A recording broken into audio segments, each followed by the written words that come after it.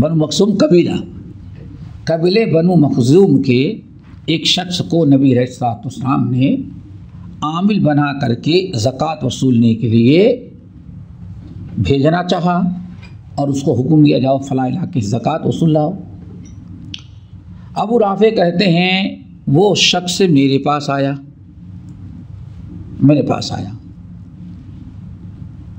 اپنا ساتھی بنانا چاہتا تھا۔ تو ابو رافع کہتے ہیں وہ شخص کون؟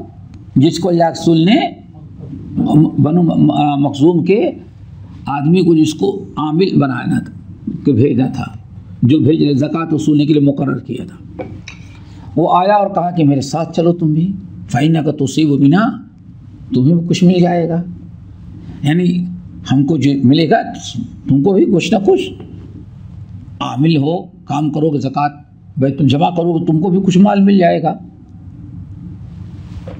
اللہ اکبر۔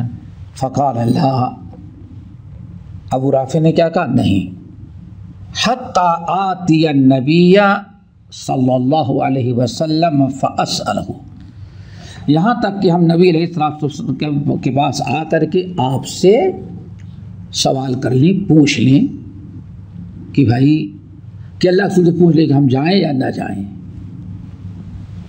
یہی فرق ہے۔ اس سے پہلے میں نے بتایا آج لوگوں میں، ایمان والوں میں اور صحابہ کرام میں یہی فرق تھا۔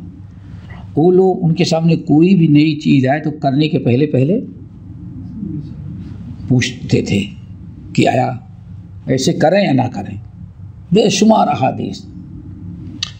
لیکن آج مسلمان کر لیتا ہے، صحیح کرنے کے لیے وہ ڈھونڈتا ہے، اور 10 عالم کرنے کے بعد 10 عالم کے پاس گیا، 10 نے کہا یہ چیز غلط ہے، تو اس کو سکون نہیں ہوگا۔ ابھی کوئی ایسا آدمی ملے جو